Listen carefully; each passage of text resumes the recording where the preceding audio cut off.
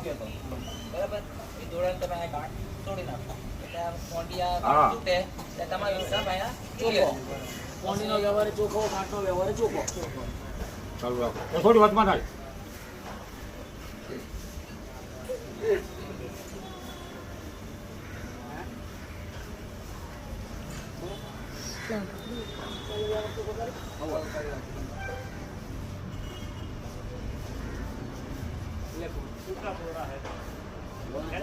હા કઈ નહીં અમે તમે બે વાતો કહો